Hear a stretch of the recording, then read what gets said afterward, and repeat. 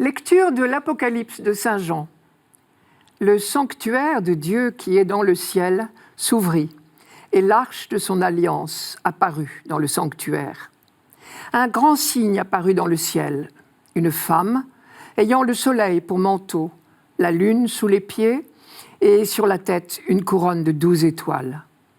Elle est enceinte, elle crie dans les douleurs et la torture d'un enfantement. Un autre signe apparut dans le ciel, un grand dragon rouge feu avec 7 têtes et 10 cornes, et sur chacune des 7 têtes un diadème. Sa queue, entraînant le tiers des étoiles du ciel, les précipita sur la terre. Le dragon vint se poster devant la femme qui allait enfanter, afin de dévorer l'enfant dès sa naissance. Or, elle mit au monde un fils, un enfant mâle, celui qui sera le berger de toutes les nations, les conduisant avec un sceptre de fer. L'enfant fut enlevé jusqu'auprès de Dieu et de son trône, et la femme s'enfuit au désert, où Dieu lui a préparé une place. Alors, j'entendis dans le ciel une voix forte qui proclamait « Maintenant, voici le salut, la puissance et le règne de notre Dieu. Voici le pouvoir de son Christ. »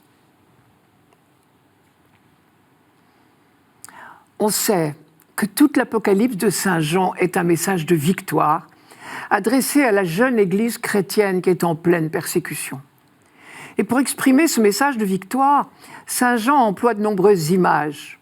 Nous avons vu successivement l'Arche d'Alliance et 3 personnages, la femme, le dragon, puis le nouveau-né.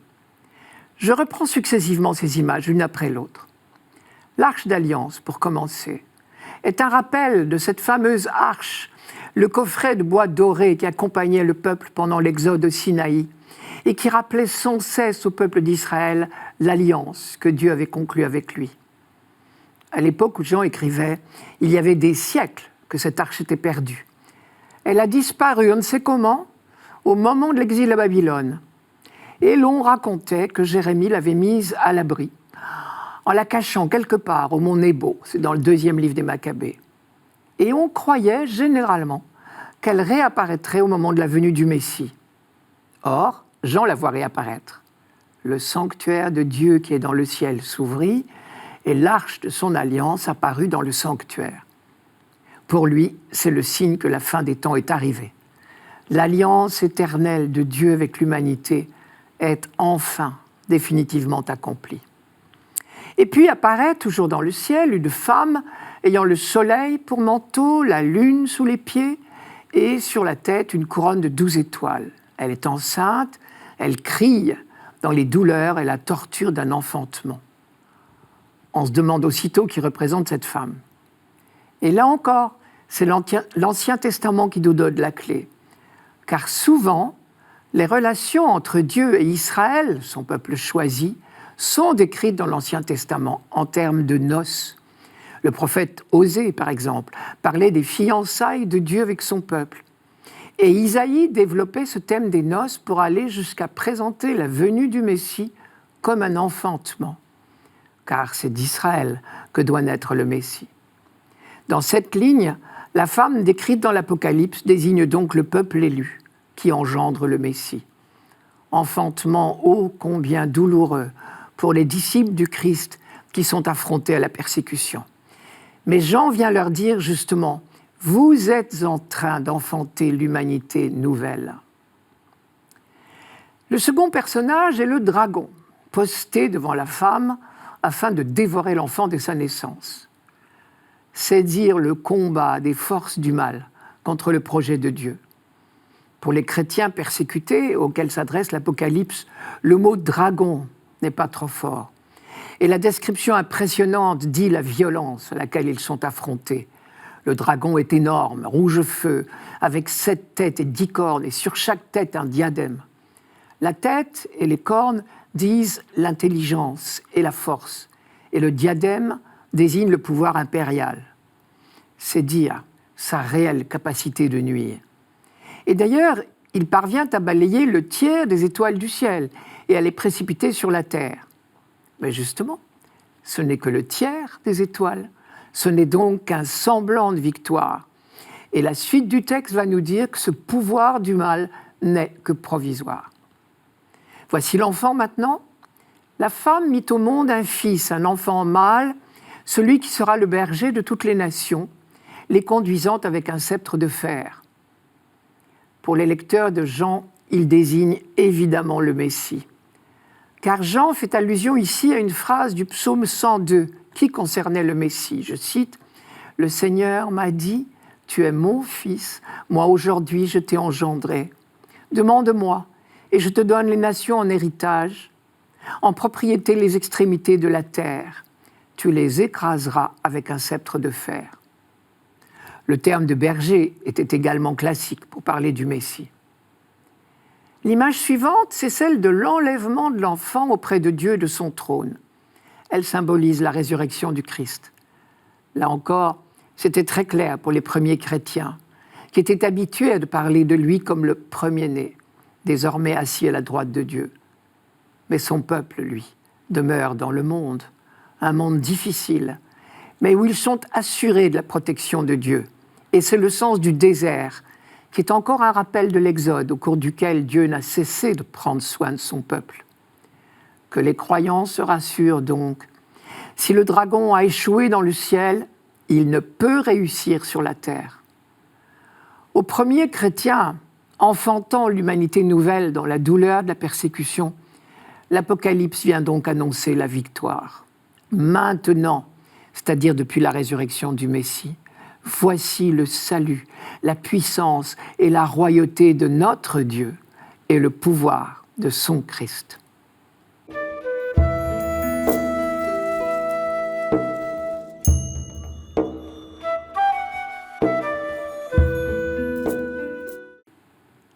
Psaume 44. Écoute ma fille, regarde et tends l'oreille. Oublie ton peuple et la maison de ton père. Le roi sera séduit par ta beauté. Il est ton Seigneur, prosterne-toi devant lui. Alors les plus riches du peuple, chargés de présents, quêteront ton sourire. Fille de roi, elle est là, dans sa gloire, vêtue d'étoffes d'or. On la conduit toute parée vers le roi. Des jeunes filles, ses compagnes, lui font cortège. On les conduit parmi les champs de fête. Elles entrent au palais du roi. Nous assistons à la cérémonie de mariage du roi de Jérusalem avec une jeune princesse étrangère. Fille de roi, elle est là dans sa gloire, vêtue d'étoffes d'or. On la conduit toute parée vers le roi. Le roi d'Israël s'unit aujourd'hui à une princesse étrangère pour sceller l'alliance entre deux peuples. Et bien sûr, en Israël comme ailleurs, c'était un cas de figure classique. Tout au long de l'histoire des hommes, on a pu voir des alliances entre États scellées par des mariages. Mais la religion d'Israël étant l'alliance exclusive avec le Dieu unique, toute jeune fille étrangère devenant reine de Jérusalem devait accepter une contrainte particulière, celle d'épouser exactement la religion du roi. Et concrètement, dans ce psaume, la princesse qui vient de Tyr, nous dit-on ailleurs, est introduite à la cour du roi d'Israël. Elle devra renoncer à ses pratiques idolâtriques pour être digne de son nouveau peuple et de son roi. Écoute, ma fille, regarde et tends l'oreille. Oublie ton peuple et la maison de ton père. On sait bien, par exemple, que ce fut un problème crucial à l'époque du roi Salomon, qui avait épousé des étrangères, donc des païennes. Puis plus tard, au temps du roi Akab et de la reine Jézabel, on se souvient du grand combat engagé par le prophète Élie contre les nombreux prêtres et prophètes de Baal que la reine Jézabel avait amenés avec elle à la cour de Samarie.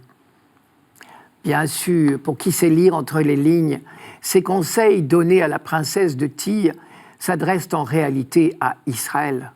L'époux royal décrit dans ce psaume n'est autre que Dieu lui-même. Et cette fille de roi, conduite toute parée vers son époux, c'est le peuple d'Israël, admis dans l'intimité de son Dieu. Une fois de plus, on est impressionné de l'audace des auteurs de l'Ancien Testament pour décrire la relation entre Dieu et son peuple, et à travers lui, avec toute l'humanité.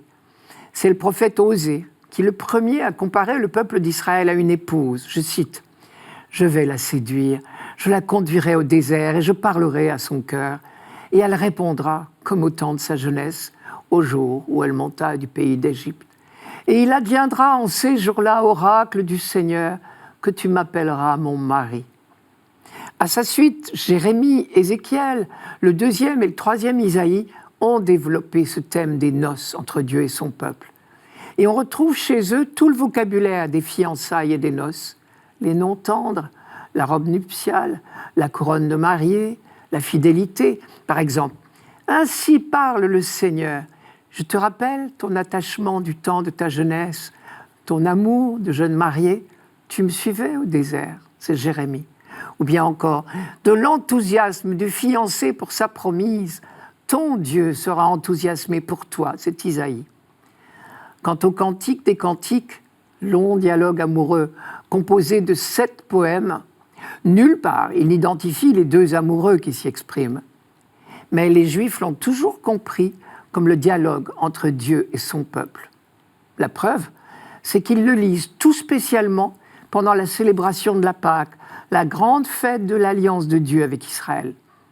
Pour être précis d'ailleurs, ils le lisent au cours du sabbat qui a lieu pendant la semaine de la célébration de leur Pâque qui dure une semaine. Malheureusement, cette épouse trop humaine fut souvent infidèle, traduisait idolâtre. Et ces mêmes prophètes traiteront d'adultère les infidélités du peuple, c'est-à-dire ses retombées dans l'idolâtrie. Le vocabulaire alors parle de jalousie, adultère, et aussi de retrouvailles et de pardon, car Dieu lui est toujours fidèle. Isaïe, par exemple, parle des errements d'Israël en termes de déception amoureuse. C'est le fameux chant de la vigne. Je cite, « Je chanterai pour mon ami le chant du bien-aimé à sa vigne. Mon ami avait une vigne sur un coteau plantureux. Il en attendait de beaux raisins, mais elle en donna de mauvais. La vigne du Seigneur, c'est la maison d'Israël. Le plan qu'il chérissait, ce sont les hommes de Juda. Il en attendait le droit, et voici l'iniquité. » Et le prophète Osée, visant les cultes idolâtriques, traite Israël de prostituée. Mais sans cesse, Dieu promet la réconciliation. Ne crains pas, tu n'éprouveras plus de honte. Quand les montagnes feraient un écart et les collines seraient branlantes, mon amour loin de toi jamais ne s'écartera et mon alliance de paix jamais ne s'ébranlera, dit celui qui te manifeste sa tendresse, le Seigneur. On peut se demander pourquoi l'idolâtrie tient tant de place dans les discours des prophètes. Parce qu'il ne s'agit pas de noces humaines, justement, et que l'enjeu est très grave. Comme toujours, Israël sait bien que son élection n'est pas exclusive. Ce n'est que par sa fidélité à Dieu que le peuple élu pourra remplir sa vocation de témoin pour toutes les nations. Car en définitive, la Bible ose penser que c'est l'humanité tout entière que Dieu a demandé en mariage. Et comment l'humanité le saura-t-elle si personne ne le lui dit ? Lorsque l'Église chrétienne célèbre l'Assomption de Marie et son introduction dans la gloire de Dieu, elle entrevoit déjà par avance l'entrée de l'humanité tout entière à sa suite dans l'intimité de son Dieu.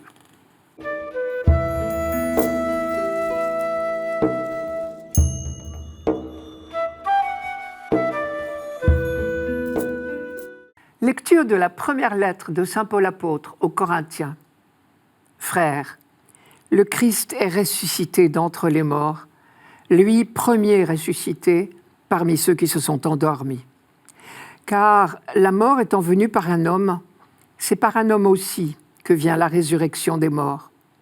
En effet, de même que tous les hommes meurent en Adam, de même c'est dans le Christ que tous recevront la vie, mais chacun à son rang. En premier le Christ, et ensuite, lors du retour du Christ, ceux qui lui appartiennent. Alors, tout sera achevé, quand le Christ remettra le pouvoir royal à Dieu son Père, après avoir anéanti parmi les êtres célestes toute principauté, toute souveraineté et puissance. car c'est lui qui doit régner, jusqu'au jour où Dieu aura mis sous ses pieds tous ses ennemis. Et le dernier ennemi qui sera anéanti, c'est la mort, car il a tout mis sous ses pieds.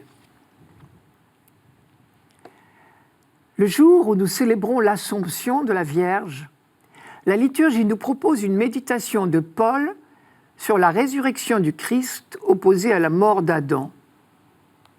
Nous avons donc là une piste de réflexion. Qu'ont-ils de commun le Christ et Marie, et que n'a pas Adam? Justement, l'évangile de la Visitation que nous lisons également pour cette fête de l'Assomption nous fait contempler en Marie la croyante, heureuse celle qui a cru à l'accomplissement des paroles qui lui furent dites de la part du Seigneur, lui dit Élisabeth.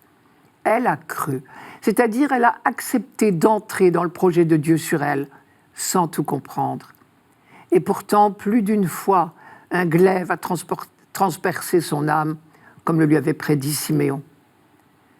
Ce qui résume le mieux son attitude, c'est peut-être sa phrase « Je suis la servante du Seigneur ». Elle accepte tout simplement de mettre sa vie au service de l'œuvre de Dieu. Depuis toujours, dans la Bible, on avait compris que c'est la seule chose qui nous soit demandée, être prêt à dire « me voici ». Abraham, Moïse, Samuel, sollicités par Dieu, avaient su répondre ainsi. Et grâce à eux, l'œuvre de Dieu a pu chaque fois franchir une étape. Le Christ, à son tour, refait cet itinéraire du croyant. Et le Nouveau Testament ne cesse de nous le donner en exemple. Et s'il nous enseigne à dire dans notre Père que ta volonté soit faite, c'est bien parce que c'est son principal souci. Et quand l'auteur de la lettre aux Hébreux résume toute la vie de Jésus, il écrit « En entrant dans le monde », c'est-à-dire dès son entrée dans le monde, le Christ dit « Voici, je suis venu pour faire ta volonté ». Si de tout temps, et quoi qu'il arrive, Jésus se soumet à la volonté de son Père, c'est parce qu'il fait confiance. De lui aussi, on pourrait dire « heureux celui qui a cru ». Sa résurrection vient prouver que le chemin qu'il a choisi, celui de la foi, était bien le chemin de la vie, même si la mort corporelle en a fait partie. Paul oppose ce comportement du Christ à celui d'Adam. Adam est celui à qui tout est proposé, l'arbre de vie, comme aussi la maîtrise sur la création. Mais il se méfie, il ne croit pas à la bienveillance de Dieu. Il refuse de se soumettre au moindre commandement. Le propos de Paul n'est pas de nous dire ce qui se serait passé si un certain Adam n'avait pas péché. Son propos, c'est de nous rappeler qu'il n'y a qu'un seul chemin qui mène à la vie, c'est-à-dire à l'entrée dans la joie de Dieu. À partir du jour où Adam se met à douter de Dieu, il tourne le dos à l'arbre de vie. Et c'est bien au présent qu'il faut parler, car pour Paul, Adam n'est pas un homme du passé. Il est un type d'homme, comme disent les rabbins. Chacun est Adam pour soi. On comprend mieux du coup la phrase de Paul. C'est en Adam que meurent tous les hommes. C'est-à-dire, c'est en nous comportant comme Adam que nous nous éloignons de Dieu et que nous nous coupons de la vie véritable qu'il veut pourtant nous donner en abondance. À l'inverse, choisir comme le Christ le chemin de la confiance, quoi qu'il arrive, c'est faire un pas sur le chemin de la vraie vie. Comme dit Jésus dans l'évangile de Jean, la vie éternelle, c'est qu'ils te connaissent, toi le seul vrai Dieu et celui que tu as envoyé, Jésus-Christ. Or, connaître, en langage biblique, c'est croire, aimer, faire confiance. Comme le dit Paul, c'est dans le Christ que tous revivront, c'est-à-dire en nous greffant sur lui, en adoptant le même comportement que lui. Peut-être le mystère de l'Assomption de Marie peut-il nous aider à entrevoir un peu le projet de Dieu quand l'homme ne l'entrave pas. Marie est pleinement humaine, mais elle n'a jamais agi à la manière d'Adam. Elle connaît le destin que tout homme aurait dû connaître s'il n'y avait pas eu la chute. Or, elle a connu, comme tout homme, toute femme, le vieillissement. Et un jour, elle a quitté la vie terrestre. Elle a quitté ce monde tel que nous le connaissons. Elle s'est endormi pour entrer dans un autre mode de vie auprès de Dieu. On parle de la dormition de la Vierge. On peut donc affirmer deux choses. Premièrement, notre corps n'a jamais été programmé pour durer tel quel éternellement sur cette terre. Et nous pouvons en avoir une idée en regardant Marie. Elle, la toute pure, pleine de grâce, s'est endormie. Deuxièmement, Adam a contrecarré le projet de Dieu.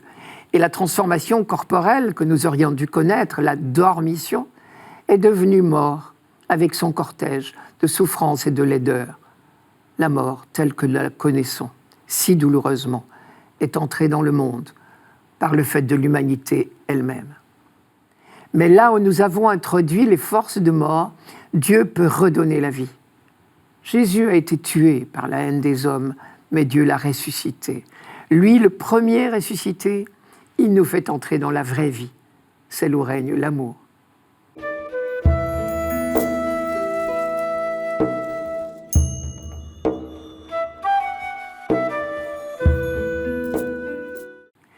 Évangile de Jésus-Christ selon saint Luc.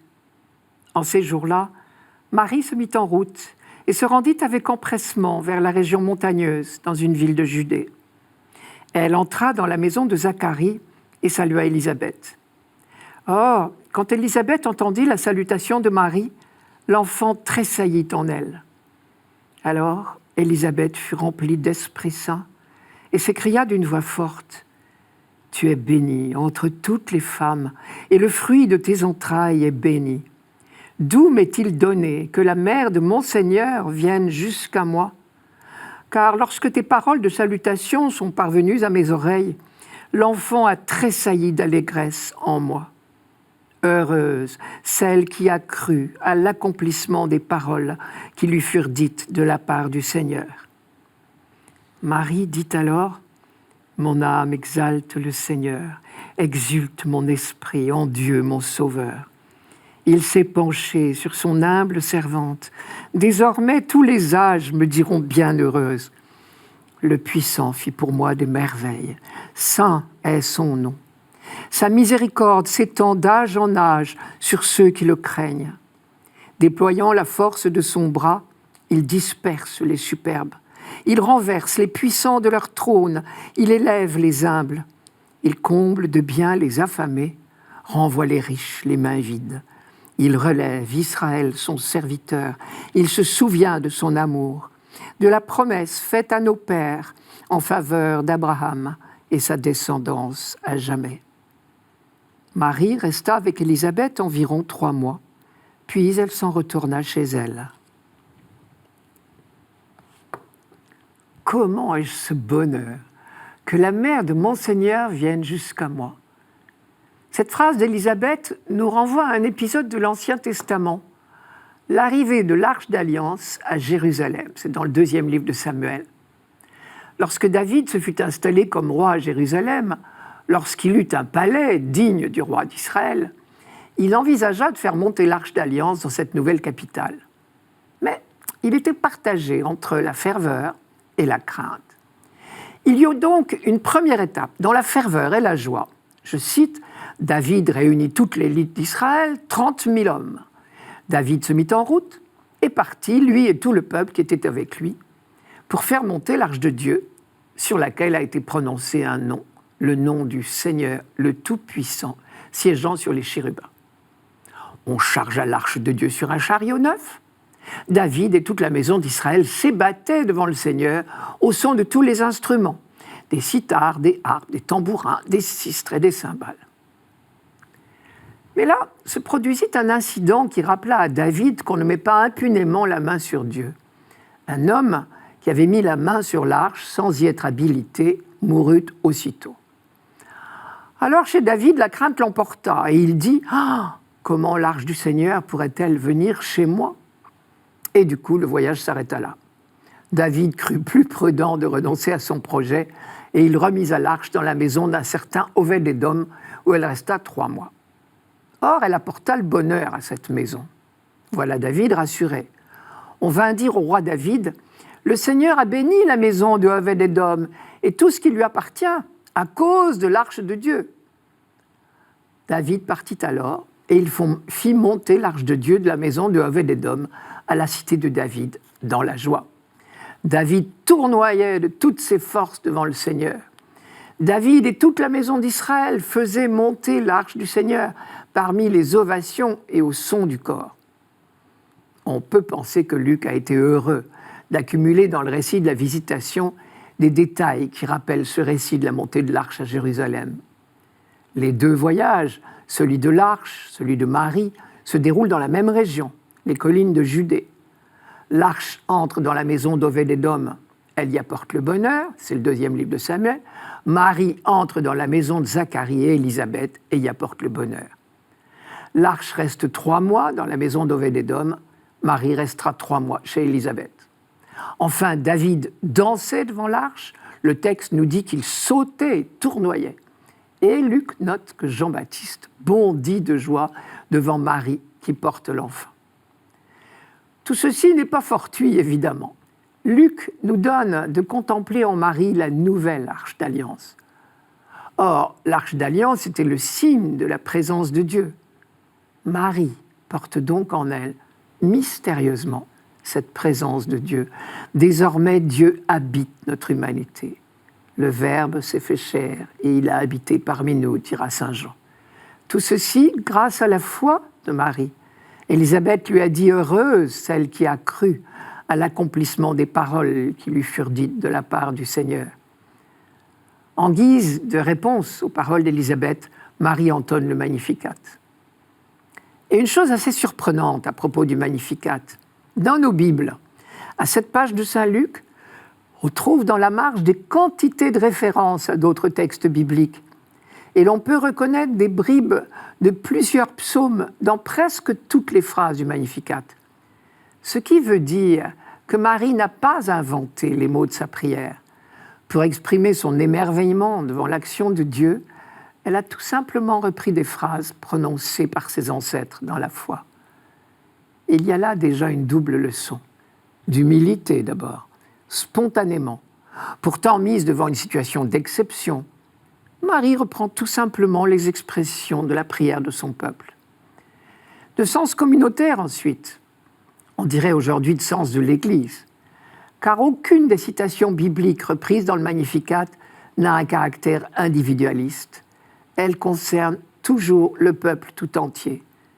C'est l'une des grandes caractéristiques de la prière juive et maintenant de la prière chrétienne. Le croyant n'oublie jamais qu'il fait partie d'un peuple et que toute vocation, loin de le mettre à l'écart, le met au service de ce peuple.